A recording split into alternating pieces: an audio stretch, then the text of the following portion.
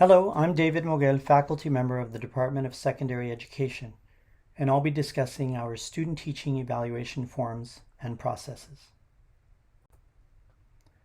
A principal challenge here is an eternal one of the world of work. No one likes to be evaluated.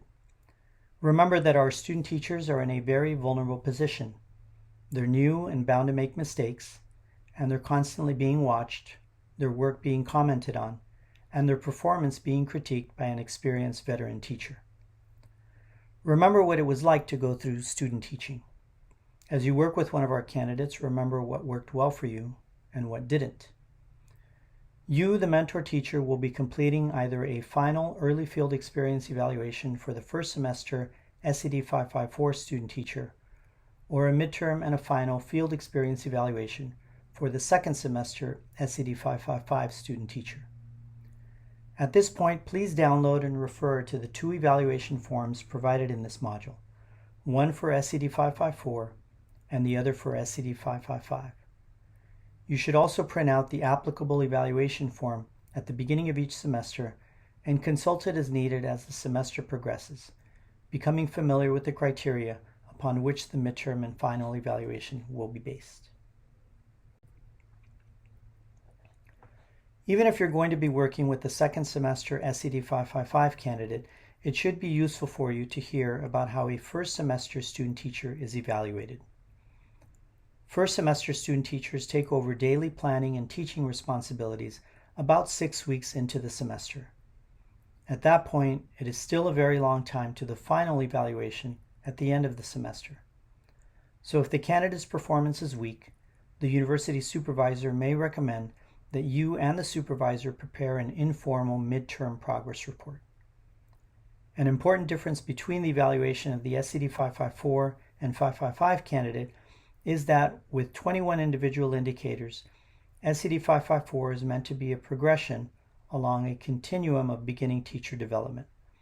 In contrast, with 34 individual indicators, the SED 555 evaluation is the gatekeeper to the credential. The SED 555 student teacher has had more experience, so the evaluation form has more rigor and detail.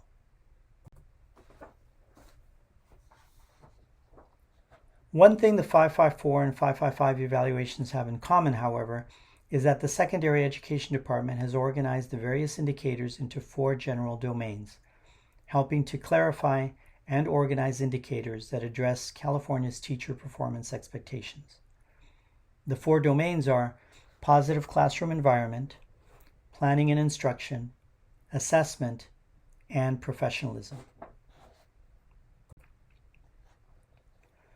Let's compare the 554 and 555 evaluation forms by looking at the way in which candidates are rated and evaluated. Both forms feature the following evaluation levels: exceed standard, meet standard, and below standard. It's important to note that the evaluation levels are not in a one-to-one correspondence with letter grades, something which students and some of their instructors naturally seek. That is, exceed standard is not an A grade, meet standard is not a B, and below standard is not a C. Instead, the evaluation levels measure competency. A candidate can perform very well on a given indicator or can perform competently or cannot perform. Let's look at this more closely. This evaluation level is the bar that candidates must meet in order to pass student teaching, and we expect that most candidates will achieve this rating on most items. The purpose of these forms is not to compare student teachers and establish which candidate is better than another and by how much. Instead, the purpose of the forms, reflecting the goal of the credential program, is to give the candidate feedback on areas that need the most improvement and to certify that a candidate is qualified to be a classroom teacher.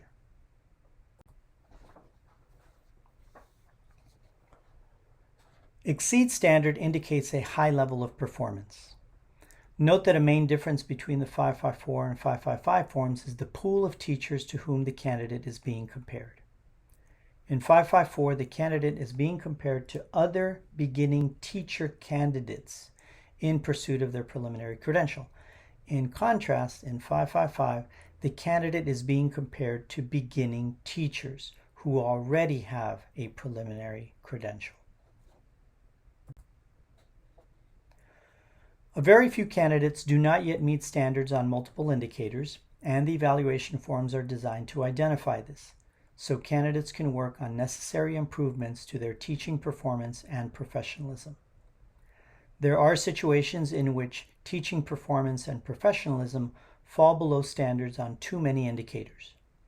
The first semester student teacher may receive a rating of below standard on up to 5 of 21 items on the 554 form and still get credit for the course.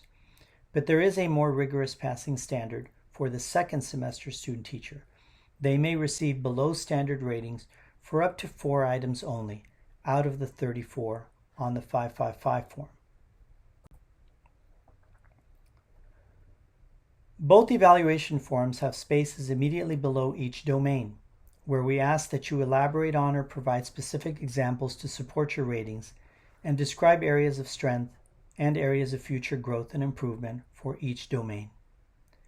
In addition to the 4 parts of the evaluation form where you rate candidates in 4 domains, there are other kinds of questions related to classroom demographics and other logistics.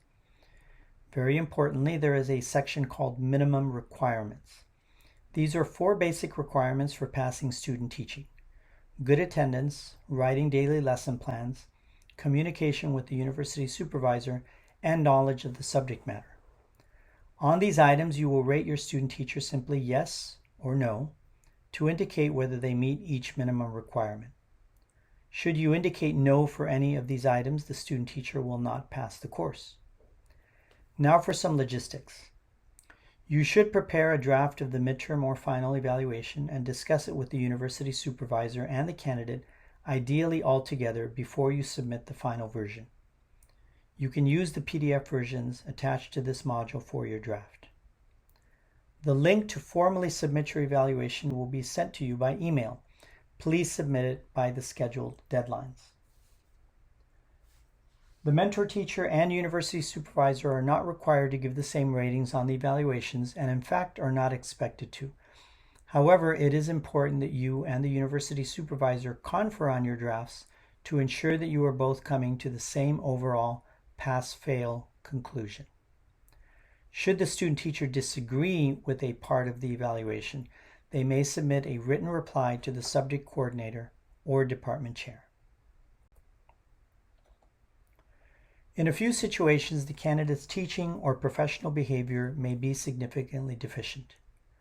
When this occurs, it is critical that the mentor teacher do the following: confer with the candidate to explain the concerns, then immediately communicate concerns to the university supervisor, who will then notify all appropriate parties at CSUN. The university supervisor will initiate the development of an assistance plan with your input. The assistance plan clearly lays out the candidate's areas of weakness, what they must do to improve, and how you, the university supervisor, and other CSUN faculty members will support and assist the candidate in that improvement. Some assistance plans also set a deadline for the candidate to make those improvements in order to remain in the placement and pass the course. In rare cases, despite your best efforts and those of the university supervisor, and in spite of an assistance plan, and perhaps a midterm evaluation, the candidate fails to improve. If you feel that your young student's learning or safety is being compromised by the presence of the student teacher, the placement may be terminated early, and the candidate will receive a grade of no credit for the course. The CSUN team will work with your school if a termination seems imminent. Also rare is the candidate who remains in the placement all semester, but in spite of extensive assistance, receives failing ratings on the final evaluation from you and the university supervisor. Please resist the natural impulse to worry about the implications of failing a candidate for their future prospects or career. Our candidates have the opportunity to retake one of the 2 student teaching courses. That is, a failing student teacher gets a second chance. Most will improve given that second chance, but occasionally we meet a candidate who should seek another occupation. We should not be afraid to give such candidates failing marks. As one principal said to us, please do not pass and give a credential to weak teachers who do not belong in the classroom. It is the young secondary school students who ultimately suffer. Should you find yourself in a difficult evaluative situation, please know that we at CSUN are here to support you. Reach out immediately to the university supervisor or subject coordinator with any concerns. Thank you.